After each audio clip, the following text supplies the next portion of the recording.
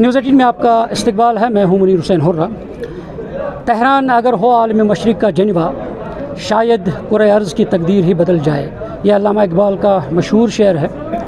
और इस सिलसिले में हमारे साथ मौजूद हैं आलमी दीन और आलमी सियासी तजज़िया निगार सैयद ज़मीर अब्बास जाफ़री साहब हमारे साथ मौजूद हैं।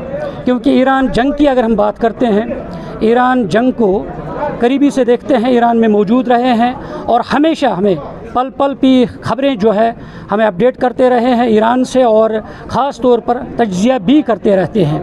और हमारे साथ आज, क्योंकि ज़मीर साहब आज वादी कश्मीर के दौरे पे हैं और आज लोगों की काफ़ी जम गफ़ीर आज मागाम जामे मस्जिद में यहाँ पे आई है उनका ख़ताब सुनने के लिए। और सीधे तौर पे हम बातचीत करते हैं ज़मीर साहब से। ज़मीर साहब, जिस तरीके से आप कश्मीर आए हैं इस सरज़मीन पे जिसे जन्नत कहा जाता है, कैसी फीलिंग इस जन्नत में? बिस्मिल्लाहिर्रहमानिर्रहीम। पहली बात तो नज़ारे के हिसाब से तो वाक़ईन दुनिया में बेनज़ीर है जन्नत कश्मीर।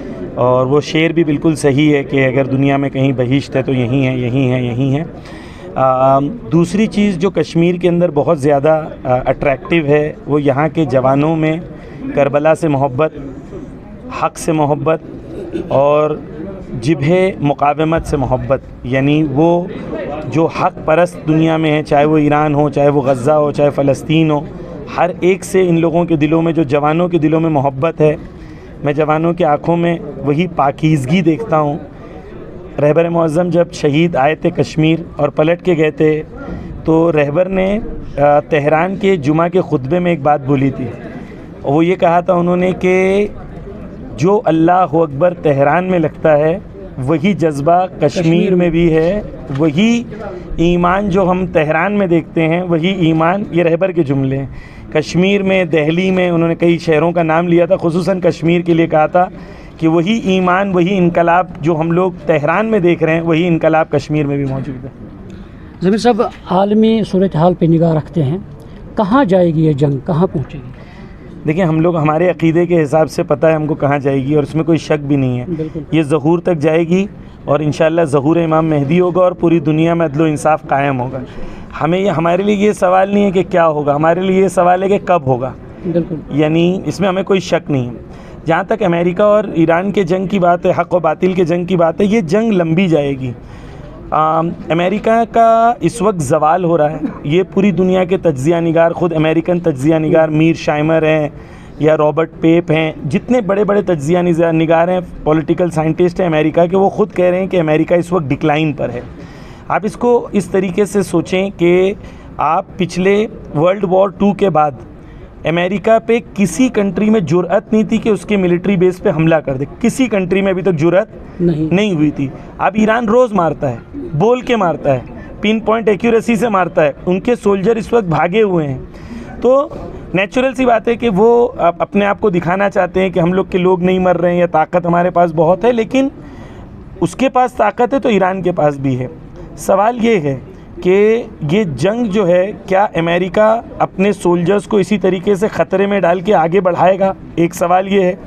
दूसरा ये है कि क्या होर्मुज़ को इसी तरीके से अगर ईरान कंट्रोल करता रहा और अमेरिका कंट्रोल नहीं कर सका, तो क्या अमेरिका, कितने वक्त तक अमेरिका वर्ल्ड ऑयल प्राइसेस को कंट्रोल कर सकता है और उसको मैनेज कर सकता है? तीसरी चीज़ ये है कि ईरान के लिए क्लियर है कि ईरान की ये वजूद की जंग है। ऐसा नहीं है कि ईरान में थोड़ा नुकसान हो जाएगा तो ईरान सबमिट कर देगा। ईरान के लिए क्लियर है कि ईरान से पहले, यानी 28 फरवरी से पहले ये था कि ईरान मुश्किल में रहता था, सब आराम से रहते थे, सबका ऑयल गैस बिकता था, ईरान तकलीफ़ में रहता था। ईरान का एक 50,000 तुमान का नोट पहले, आज से 2006 में उसकी कीमत 2,500 रुपया थी, आज उसकी कीमत 40 रुपया है। तो ईरान पहले मुश्किल में था, सब आराम से थे। अब ईरान ने कहा कि अगर मैं मुश्किल में तो सब मुश्किल में। अगर ऑयल बेचना है या तो सब बेच सकेंगे या कोई नहीं बेच सकेगा, गैस बेचना है या तो सब बेच सकेंगे या तो कोई नहीं बेच सकेगा। और ये अरब दुनिया के बादशाहों को पता है कि हमने और अमेरिका ने 40 दिनों में, उनमें ताकत नहीं थी कि ईरान से अपनी एक शिप बगैर ईरान की मर्ज़ी के निकाल के बता दे। तो जंग उस तरफ जा रही है जहाँ पर अमेरिका फाइनली मजबूर होगा। और अगर इंशाअल्लाह जो कुछ तज्ज़िया निगारों की खबर है, तज्ज़िया है कि वो इज़राइल को छोड़ के फाइनली चला जाएगा। अमेरिका बोलेगा इज़राइल को फिर इंशाल्लाह हम हैं और इजराइल। तो आपने तज्ज़िया निगारों की बात की है, कुछ तज्ज़िया निगार ऐसा भी तज्ज़िया करते हैं कि रहबर मुअज़्ज़म अगर शहीद ना होते तो शायद ईरान में बगावत हो सकती है। आपने करीब से देखा है, तो ऐसा मुमकिन था? देखिए ये शायद तो उन लोगों ने कम से कम 40 साल में 400 बार ट्राई कर लिया है ना। तो ये तो उनके बोलते हैं ना कि कौवे को ख्वाब में भी छींचड़े नज़र आते हैं, है ना। तो इन लोगों की तमन्ना क्या है कि ईरान में आपस में झगड़े हो जाएं। उन लोगों ने पैसा इन्वेस्ट किया, खर्च किया। देखिए आप गौर करें कि अमेरिका की कांग्रेस से $950 मिलियन हर साल एक बजट पास होता है। $950 मिलियन किस चीज़ के लिए? चाइना, रशिया और ईरान में प्रोपोगेंडा करने के लिए।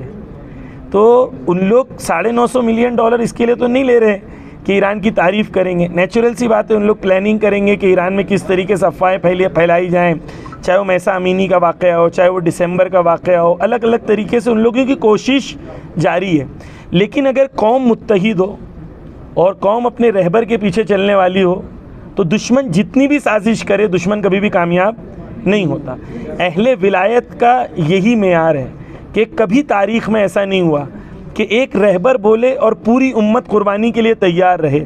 ये करबला और फर्श अज़ा का असर है कि आज कौम इतनी तरबियत पा चुकी है कि एक रहबर बोलता है जान देने की ज़रूरत है, 4 करोड़ लोग साइन करते हैं कि भाई हम जान देने के लिए तैयार हैं। कभी पहले ऐसा नहीं हुआ। क्यों हो रहा है? क्योंकि अल्हम्दुलिल्लाह करबला और फर्श अज़ा और अज़ादारी का असर है। तो हम लोग तो बहुत इत्मीनान में हैं कि इंशाअल्लाह जंग जारी रहे या जंग रुक जाए। आप इत्मीनान की बात करते हैं, आप नए हरमुज़ में गए हैं जी, तो वो सारा मनाज़िर हमने देखा है आपकी वजह से। तो कैसी सिचुएशन, क्या सूरत है? देखिए हरमुज़ जो है वो आपके व्यूअर्स के लिए इंटरेस्टिंग रहेगा। वहाँ पर 65% सुन्नी रहते हैं। अच्छा, हरमुज़गान जो एक स्टेट है वहाँ 65% सुन्नी रहते हैं। एक्चुअली ईरान के जितने बॉर्डर्स हैं, अक्सर बॉर्डर पे मेजॉरिटी सुन्नी रहते हैं। मैं सुन्नी मस्जिद में गया बंदर अब्बास में, और बंदर अब्बास में वहाँ पर जो है तकरीबन 150 सुन्नी मस्जिदें हैं। मैं सुन्नी मस्जिदों के पेश इमाम के पीछे मैंने नमाज़ पढ़ा, उसका वीडियो निकाला, उनसे इंटरव्यू लिया।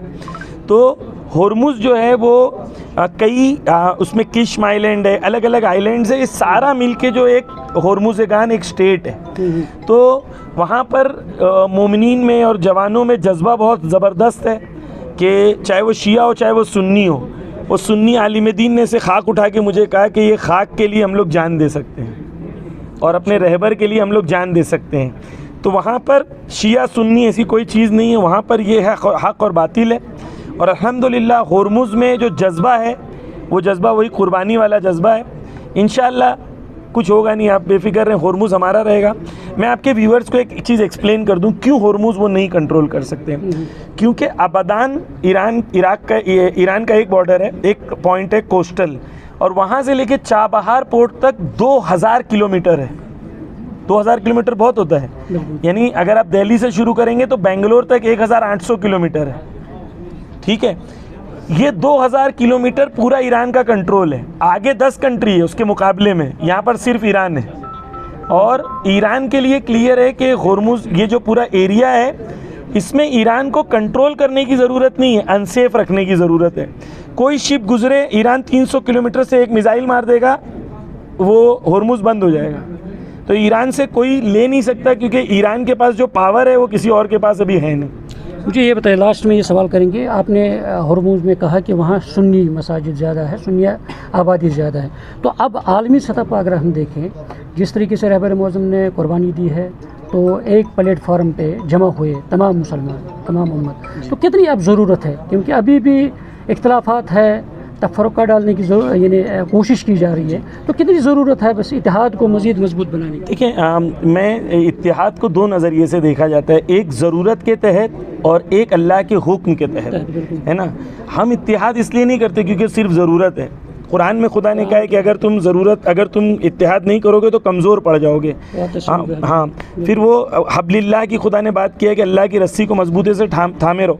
तो अल्लाह ने कुरान में हमको हुक्म दिया है कि तुम्हें इत्तेहाद करना है। हमारे पास चॉइस नहीं है मुसलमानों के पास कि इत्तेहाद करें या ना करें, ज़रूरत है या नहीं। अल्लाह का हुक्म है।